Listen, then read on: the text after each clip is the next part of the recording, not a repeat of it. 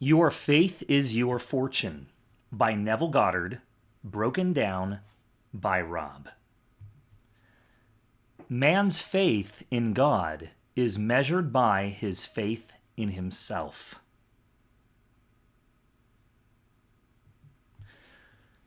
As I get into this, I'm going to be drawing your attention to some key chapter terms.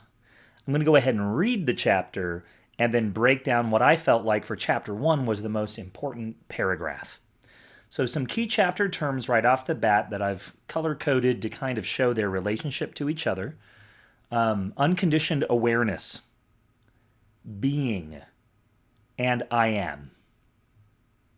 When you read those terms, they're all referring to the same thing. The same goes for I am that and conditioned. And the same goes for transcend and believe. So as I get into the key paragraph of this chapter, you'll see the relationship between these different colors. Let's go ahead and dive in to the text. Chapter 1, Before Abraham Was. Verily, verily, I say unto you, before Abraham was, I am. John 8:58. In the beginning was the Word, and the Word was with God, and the Word was God. John 1:1. In the beginning was the unconditioned awareness of being, and the unconditioned awareness of being became conditioned by imagining itself to be something.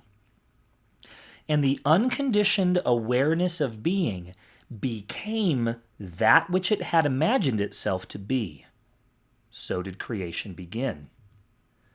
By this law, first conceiving, then becoming that conceived, all things evolve out of no thing.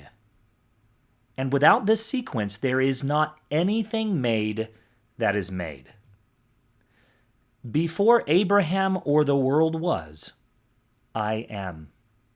When all of time shall cease to be, I am. I am the formless awareness of being, conceiving myself to be man.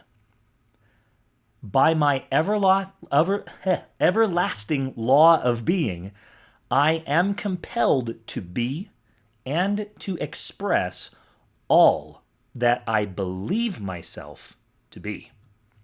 I am the eternal nothingness, no-thingness, containing within my formless self the capacity to be all things. I am that in which all my conceptions of myself live and move and have their being, and apart from which they are not. I dwell within every conception of myself. From this withinness, I ever seek to transcend all conceptions of myself. By the very law of my being, I transcend my conceptions of myself only as I believe myself to be that which does transcend. I am the law of being, and beside me, there is no law. I am that I am. Woo! We're off to a great start here. Chapter 1, I felt like the most significant part of this chapter to me, the part when I read it, it landed on me very hard, was this sentence, or these series of sentences, this paragraph here. I dwell within every conception of myself. From this withinness, I ever seek to transcend all conceptions of myself. By the very law of my being, I transcend my conceptions of myself only as I believe myself to be that which does transcend. That captures a truth I feel like I discovered probably almost 20 years ago, coming up on that, where I became aware of the power of my awareness, of believing myself in advance to be something that I didn't yet see in my world that I was. To break this down and make it easier to understand, follow a couple of these illustrations that I have here. So let's try to understand this paragraph here. So think about this phrase, I am. We use it a lot, I am. It is the name of God in the Bible. I am that I am, or I am. You'll if anybody knows their Bible, you'll know that that's a statement made by God to Moses in Exodus. So we have this I am, the state of being phrase, I am. And we attach things to it. I am cold. I am uncomfortable. I am content. I am going to the store. I am running a little late. I am going to make this YouTube video. I am going to enjoy interacting with the people who respond to my video. Whatever the I am is, whatever we attach to that awareness, I am is awareness, unconditioned. I am. I am. We condition it when we attach something to it. So hence, whatever we attach to it, that is the conception of myself. So to illustrate this a little bit further, let's think about it this way. Let's actually work through this in a tangible way. Let's talk about this statement. I am a terrible learner. Okay, so as we're looking at this, you've got the statement I am, or the awareness, I am unconditioned. We condition it with a phrase like I'm a terrible learner. This little border around is I live within this. Neville says, I dwell within the conceptions I have of myself. So if I believe I am a terrible learner, if that's what I'm aware of, my world is going to show back to me this reality. Okay? It doesn't matter what I might want to do to transcend that or become more than that, but that is an awareness that I have of myself. Therefore, that's the world that I'm going to live in. I dwell within every conception of myself. Now, let's say I've got another state of being that I would rather experience in my world. Like, I am a terrific learner. I would like to somehow move from here out to here. I have a desire to move from being somebody who just, okay, I try kind of hard at things, or I try to learn something new and I just suck at it, so I don't really want to do it anymore and I just give up. And I remain here. But I want to be somebody who can be a terrific learner, someone who improves his life, someone who learns from his mistakes, who's honest with himself about his mistakes so that he can actually change and grow and become to see a new world than the one that I'm seeing. What I want to do is I want to go from here to here.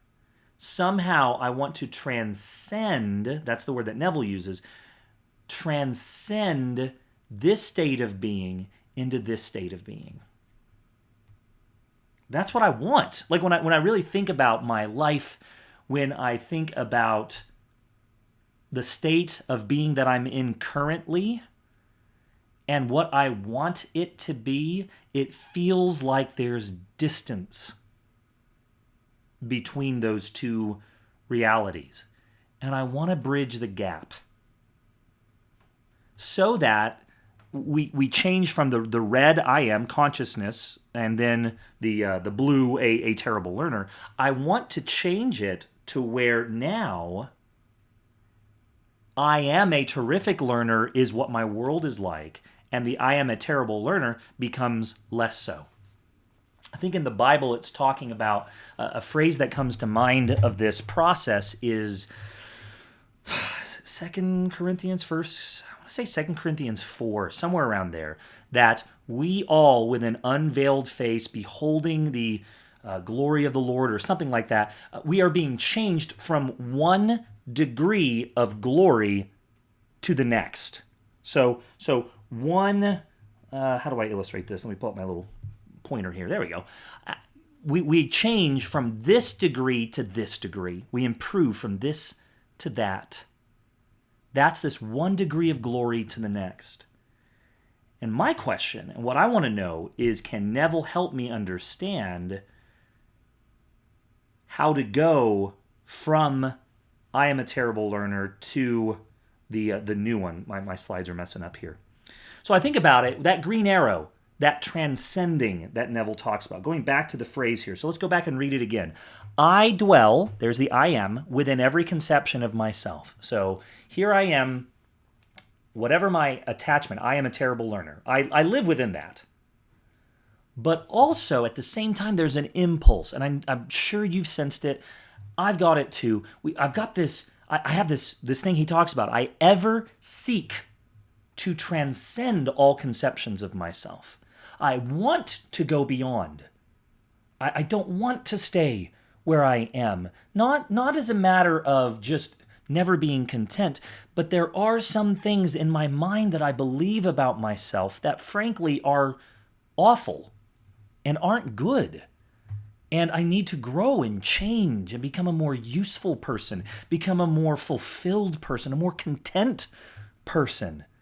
And yet there's this proper discontent, like a fountain that doesn't overflow. This was one of the things one of my mentors would say. It's like a fountain is not deficient because it overflows. It doesn't overflow from a sense of deficiency. It is overflowing. And I want to transcend. I want to go further. I seek to transcend, like that arrow, every boundary, every conception that I have of myself into something better, sharper, more useful, more beautiful, more glorious. And by that very law of my being, he says, I transcend my conceptions of myself. Okay, well, I want to do that, but how? Neville says it's only as I believe myself to be that which does transcend. So when I think about it, the only way, this is Neville's statements, and I'm putting this to the test. That's what this journey is about for me, is finding out how do I transcend those limiting beliefs. And Neville says in this chapter that the only way to really genuinely transcend that is as I believe myself to be that which does transcend. And I think about all the different options we could have for this. What all could this arrow, this green arrow, represent? So we got the arrow, and how do we transcend from one degree to the next?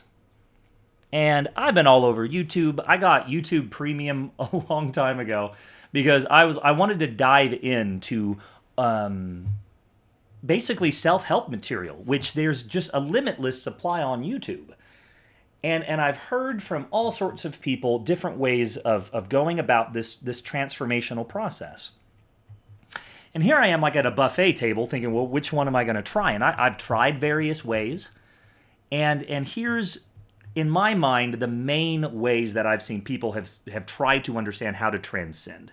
The first one is the willpower or brute force or physical discipline route.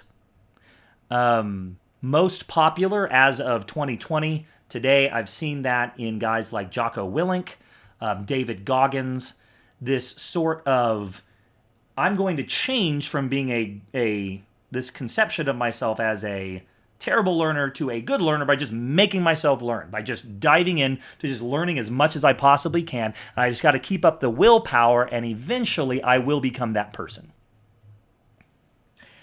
And I don't think that that's altogether untrue. I want to know, where does the willpower come from? Because, frankly, I've not been great at it. And I've gone down this road where I just need to try harder. I just need to do more. I just need to action, action, action, action, action. Action's going to silence everything. Action's going to solve everything. But I also look at people who do that and I see health problems. I see health conditions, the hustle culture, people just going and going and going, and they burn themselves out by just willpower. Beat yourself into submission. Come on. And while there's a time, I think, to really push the self, that's not what Neville's talking about here. So there's the willpower method. If I can just keep doing it, I will become it. The next area I've seen is the mental effort, the prayer to a God out there. I'm going to change my mind and change myself by like praying and asking and this could be anyone. This could be the God of your religion. This could be a mentor, another person, a group, a cause, something outside of myself that if I can just get caught up in it, it will carry me through. Something outside of me. Looking to some sort of savior in my external world to rescue me. That's one way to do it. Another one is kind of the law of attraction way of doing things, affirmations. I put in there vain repetitions because so often these feel that way when we don't believe them. So I could say, I am a great learner. I am a great learner. I am a terrific learner. And yet, it feels on my heart and in my mind like I know I'm lying to myself. Like it feels like my heart or my state of being is like Teflon. It just goes on and it just slides off. And it doesn't feel right. I can keep saying I'm a terrific learner, but anyway, it just doesn't seem to work properly. Then there's what Neville's talking about in this book, which is faith. And I'm not against affirmations. I'm not against willpower. I'm not against mental effort or prayer or any of these things. In fact, we're going to get into that as the chapters go on, and Neville's very big on all of that.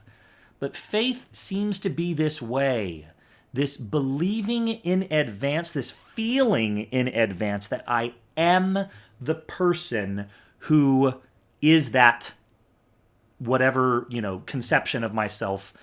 Blech, that's a confusing statement. Let's try that again. It's believing in advance that I am that person already, and then acting under the conviction that I am that person. I am that.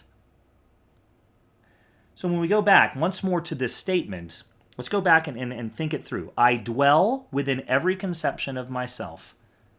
From this withinness, I ever seek to transcend, like that fountain, all conceptions of myself. By the very law of my being, meaning this overflow, that's the law of this transcendent thing. I transcend my conceptions of myself only as I believe myself to be that which does transcend. I don't even feel like I've scratched the surface of how profound this is. To believe in advance that I am something that right now I don't feel that I am. The key seems to be, first, I'm going to have to believe myself to be that which does transcend. If there's one thing to take away from this chapter is, do I believe that I am a transcender? Dare I say, the transcendent one. The one who transcends. I know that for kind of at least in my background, that Western evangelical Protestant background, that's blasphemous or heretical to say I am the transcendent one. And I'm not going to get into arguments about that. I mean, if that's the sort of thing that you enjoy doing, knock yourself out, but I just don't want to engage in that. In this, I am seeing that Neville is saying the first thing I have to believe, if I'm going to change my life, is that I am the one who can change my life, as I believe myself to be that person. So when I think about it, some practical some practical takeaways for this chapter. This is what I'm doing as a result of reading this and putting it to the test. Neville talks over and over again about, hey, look, just put it to the test. I can't wait. I hope soon to do maybe after Your Faith is Your Fortune or in the middle of it, I'm not sure. I'd like to do Feeling is the Secret because it really complements all this. But as I'm thinking about it, I'd like for you to be able to take away some practical steps. And you can look at what I'm doing. If this helps you, great. If it doesn't, hey, best wishes on your journey. But this is what I'm doing for me. And I think it's in 1 Peter. He talks about preparing your mind for action. And I want to prepare my mind for the actions that I know it's going to need to take in order to change. Preparing my mind for action, not simply my body. I want to identify some old thoughts that I need to give up in light of this chapter and start believing and testing. Okay? So the first one is, the old thought is, I'm a loser who cannot transcend. Maybe you have a higher view of yourself. I think I have this feeling in myself in light of the world that I've lived in. It's revealing to me a fundamental belief that I am a loser who cannot transcend. The new thought is, I am the one who transcends my limitations. That's what I think this chapter is saying to me.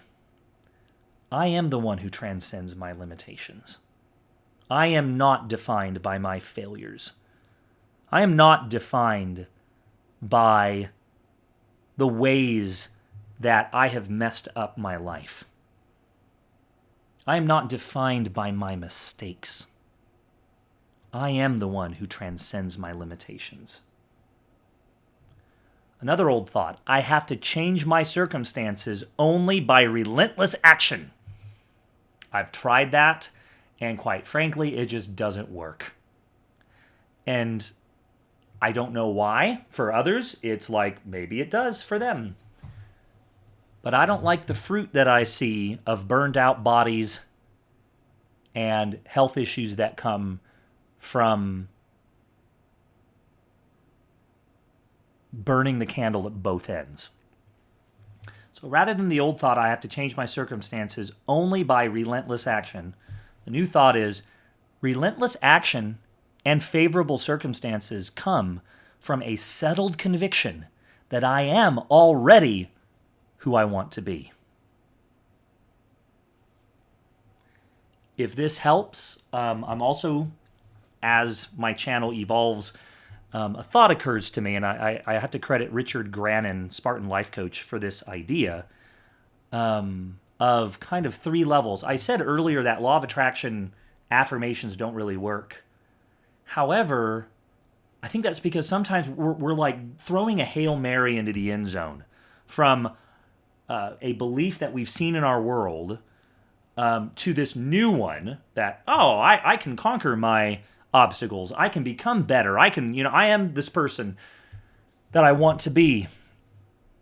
And we try to just throw it right into the end zone, trying to get a touchdown on every single, sorry to use an American football analogy, but we're trying to score on every possession. We're trying to score. And maybe there's a way that we can ease into it. So I have 3 levels of affirmations that, depending on where you are, try them on.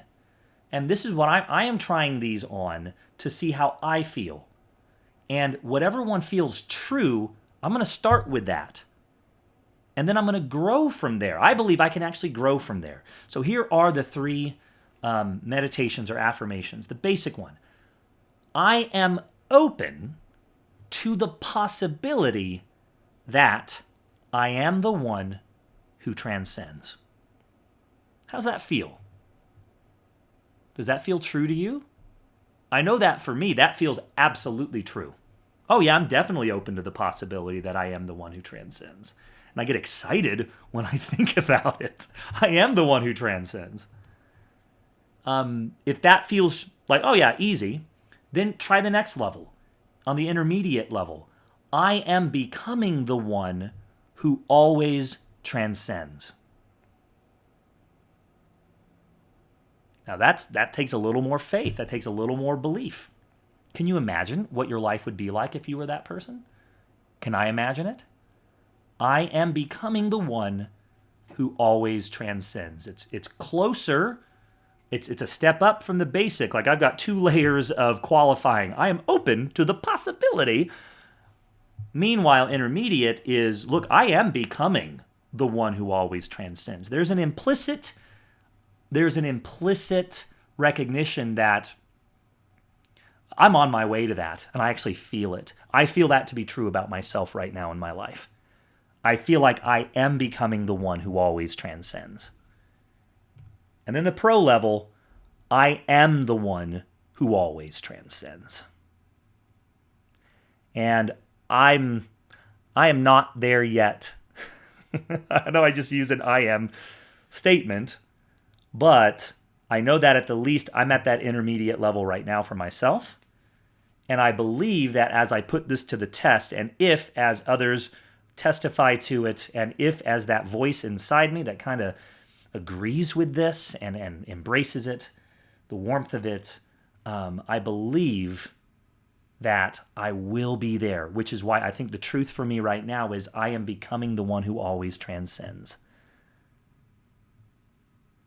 That's a good start for me with this chapter. So thanks so much for listening. I hope that you found this to be helpful. All the YouTube normal stuff, feel free to comment, like and subscribe. I'm just getting started, so I would love to be able to create more content like this. So please engage, and if this was helpful, gosh, I would love to hear about it. So thanks so much for listening, and I'll go ahead and wrap it up.